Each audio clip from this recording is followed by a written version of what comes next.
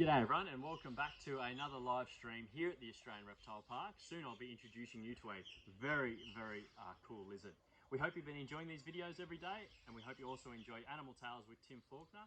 They're great educational videos and you'll learn a lot about the amazing wildlife that we're lucky to live with here in this beautiful planet of ours. Now today in Australia is Anzac Day, a day we commemorate the amazing work that our men, women, Defence First personnel have done for this country and continue to do for this country to defend this beautiful country we call Australia. We'd like to thank all of our defence personnel, both past and present. A very big thank you from everyone here at the Australian Reptile Park, and we hope to see you back here at the park when we reopen, hopefully very soon. But also, now we're going to talk about our amazing iguana species. Now, whether you're in the Galapagos Islands looking at a green iguana, or you might be in the islands of Fiji and Tonga and seeing a beautiful crested or banded iguana like the one Cooper is holding in his hands, or potentially you're in the islands of the Caribbean and you're getting to check out the amazing rock iguanas that inhabit those areas. Now, Brandon is holding our beautiful rhinoceros iguana. His name is Chaos. There's a number of rock iguanas that are found in that region, but I think that rhinoceros iguanas will definitely be one of the most beautiful iguana species on the planet. But the most beautiful of all is the blue caiman iguana. Now I'm going to let these two boys take their iguanas back, but they just made a little guest appearance. Which way are you going, Cooper? Around the back there. And we're going to focus on today the species from Central and South America, and that of course is the green iguana. Now green iguanas are pretty famous. Now we call this particular individual Tuffy, but most people, if you've got to talking about a green iguana, they think of the name Jub Jub. Most people will know exactly where that animal comes from. Of course, the Simpsons, the green iguana that was living with Patty and Selma, who of course are sisters to Marge. And most people are very familiar with the term green iguana, but you're probably looking at the animal in my lap right now and thinking, well, yes, it certainly looks like an iguana. You can see the jowls and the dewlap on the front here, but it's not exactly green. When these animals hatch out of an egg in their juvenile form, they are emerald green, they're bright green. As they get older, they start to begin to change colour. And you can see here almost has more of an orange appearance.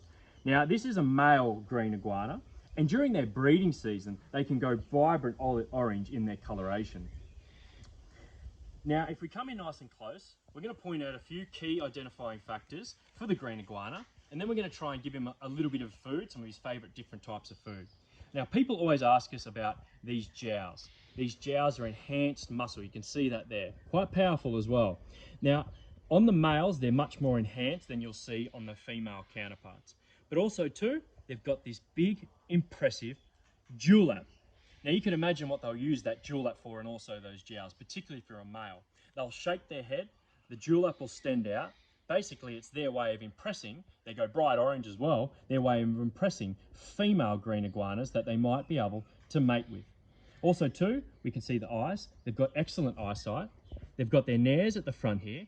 And then inside, they've obviously got their mouth and their teeth. Now, green iguanas do have very sharp teeth, which enables them to bite through what can be at times quite dense vegetation. And they can grow extremely large as well. Tuffy weighs about 4.5, maybe 5 kilograms. A fully grown male green iguana might get to around 8 kilograms at their maximum weight. Now, they are a little bit different to a lot of other lizard species found around the world in the sense that they are primarily herbivorous by nature, which means they feed on vegetation. So they'll feed on leaves, berries, etc. Now, they have to eat a lot of food to maintain their body size because animal matter that other lizards will feed on nutritionally is a lot more beneficial than feeding on plant matter. So they have to sustain themselves by eating quite large amounts of food. But they're also arboreal species. Now, right now, sitting up on my lap, these animals are excellent tree climbers. Tree climbing is great for defence as well because it enables them to avoid being predated on. Now, I've actually been lucky enough to see literally hundreds of green iguanas out in the wild, but not in an area that they're endemic to or naturally found. Where I happened to see green iguanas was in Florida. Now, I went to a supermarket. Next to the supermarket was a freshwater creek. When you walked around the creek, just like you'd see a flock of seagulls, there was literally 100 to 200 green iguanas in a big communal setting. Now, what that communal setting does is it gives you lots of different sets of eyes. Why is that important? because it enables you to see predators very, very easily. As soon as that flock of green iguanas saw us, they took off in 100 different directions. Some jumped into the water. Now, green iguanas will not only jump from land into the water, but even out of a tree. They'll jump sometimes up to 12 meters from a tree branch into the water. They'll submerge themselves, which enables them to protect themselves from a potential predator. But also too, they can climb up trees and they're lightning fast. Iguana species some are primarily arboreal, which means they spend a lot of their life living up in trees. And obviously that's also where they'll find their food as well. They've got these really strong claws, this nice long big tail to help themselves balance, and they'll get up in up 20, 30 meters up tall in a really tall tree canopy, which again is a great way to protect themselves against a potential predator. Now what we thought we'll do is actually try and feed Tuffy. Now we've brought down a few of his favourite different types of food. We've got some banana, we've got some hibiscus leaf. We'll see how he goes. So hopefully he'll get straight into it. He's had a little lick. He'll use his tongue to pick up the food. I've also got some banana in there. He's actually going for the green stuff today, which is a little bit of endive. Look at the way he chews through that food. You certainly don't want to be bitten by a green iguana because they definitely do have very sharp teeth. Now you're probably wondering, because I mentioned before, how did these animals make their way throughout Florida, which they're not native to? Now unfortunately what happened, they were released pets. They bred prolifically and they have established themselves in a fairly large, dense population throughout the southern part of Florida in particular. All right, what about some banana, mate? Oh, you're going to climb straight into it. Here we go. So you'll see the way he'll use his tongue to pick up the food, and then he'll start to chew through it. Now, there's probably a very good chance that he'll chew through the majority of this plate. Now, we don't just have endive on the plate, but we've also got some hibiscus flowers as well. They really do love hibiscus flowers, and obviously those coloration, that bright pink color, is very inviting to a green iguana too. Hopefully he'll grab a little bit of banana. We'll see if we can give him some. See if we can get him to come up here a little bit. You can see how relaxed he is. All right, let's see if he goes for it. I think he's preferring their green stuff today. Here we go. Watch this. Loves it. You can see the muscles working in that bottom jaw there. I've got to be careful to get my finger out of here in a second. Gone. You can get in nice and close.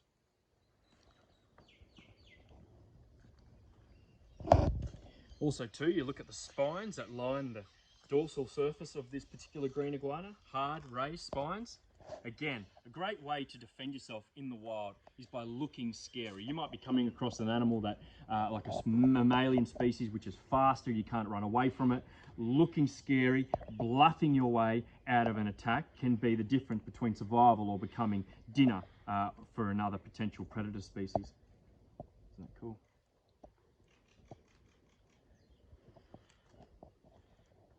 Get that camera in nice and close. He's got that julep sticking right out now. All right, Dan, do you want to answer some questions? Yeah, that'd be great. Now, obviously we don't have native iguana species here in Australia.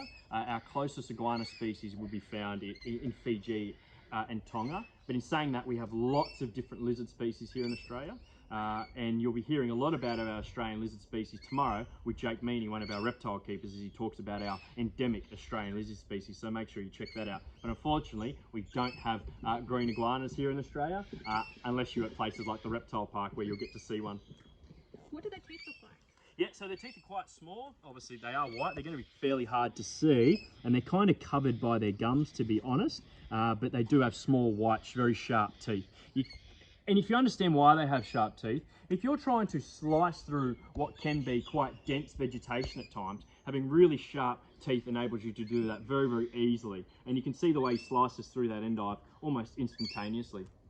What do their scales feel like? Yeah, so these scales are very hard and raised. So if you ever feel, majority of our skink species here in Australia, you might have grabbed a garden skink or a blue-tongue lizard. These generally have smooth, dry overlapping scales, whereas iguanas and our gamid species, our dragon species that you'll have in Australia, which feel much more similar, have these hard raised scales. So this animal feels a lot more like a bearded dragon than it would a blue tongue. Are there any iguana species that are endangered? Yes, there is. You mentioned before, we looked at before, a rhinoceros iguana. So the species found in the Caribbean, a lot of those are considered endangered and critically endangered, but also too, our crested iguanas. Now Cooper was holding one of our crested iguanas. His name is Harlow. Those species in the wild are again considered threatened and endangered. Now, habitat loss, land degradation, even the pet trade can be quite detrimental for these species out in the wild. And of course, there is things you can always do to help them out in the wild. Some lizards drop their tails when they're threatened. Do iguanas do that? Now, I'd love to know who asked that question. That is a wonderful, wonderful question. Green iguanas can drop off their tail. What a great defense mechanism. It's called autonomy. Now, the majority of our skink species in Australia have that ability, but even green iguanas. Now, not so much when they're at this, because as they get older, the muscles and it is so strong. But in juvenile green iguanas in particular, you only need to apply a light bit of pressure and they will drop off their tail immediately. Now you can imagine if you're a predatory species, you grab onto a tail, they release that tail, you're going to be distracted by that wiggling tail in your mouth, which allows the animal to run away very, very quickly. So yes, dropping off their tail autonomy is a great way of defense, method of defense, I should say. How big are the babies when they hatch? They're tiny, so they're probably snout vent length, about a length of my pinky, but then double that in tail. So they have an extremely long tail. So when they hatch out of an egg, they are quite small. They take a number of years to mature, and green iguanas will live anywhere between, say, 20 to 30 years maximum. How old is Tuffy? Tuffy's 15 years old, and he's very, very healthy, happy animal. We love him at the park. He's definitely one of the favourites. So we're hoping, we should get another 10 years of having Tuffy eat all of our banana, our endive, and our hibiscus flowers. Can you have iguanas as pets? Great question. Now, you can't keep exotic reptiles in Australia legally unless you're obviously in a zoological facility like we work at. So it is illegal in Australia to keep any exotic reptiles. Green iguanas are included in that. Other parts of the world, yes, they do make very popular pets, but the unfortunate thing for green iguanas as pets is people don't realise how big they get. Yes, they start off small and green. Now, Tuffy's only weighs 5 kilos. I mentioned that before. He could get substantially larger than that. So when they get too big, people don't necessarily like having them around. And just like what happened in Florida, people release them out in the wild. And because they are able to acclimate so easily to that environment, they've spread rapidly. And what happens then is they displace animals that naturally would be occurring there because they are so dominant. And obviously they are quite reproductively viable in those regions. How long can they stay underwater? Yeah, great question. Marine iguanas can stay submerged for approximately 90 minutes. Green iguanas, when they jump into the water, at least 30 minutes. Now, I remember watching a green iguana in Florida.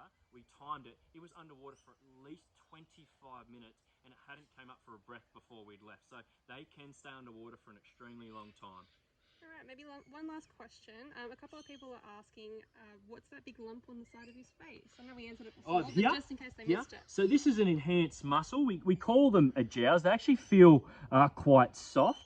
Now, really, it's quite rudimentary, but you can imagine if you're in the wild and you're the biggest, most handsome green iguana, you've got the biggest jowls, you've got the biggest spike, you've got the most colourful dewlap, you are going to be the female. You are going to be the most popular choice by the female of green iguanas in that area for the male to mate with. So these enhanced jowls, they're larger on the males typically than the females, but they really are just one big large muscle pairing on either side of the head. Now, Tuffy is a very, very special lizard that we have here at the park. We're very lucky to be able to work with Tuffy. We hope you've enjoyed this video, educational video about green iguanas. Keep checking out our videos on all of our different animal species here at the park. I'm going to take Tuffy back. I'll see you at the Reptile Park videos very, very soon. Thanks for watching, guys. See ya.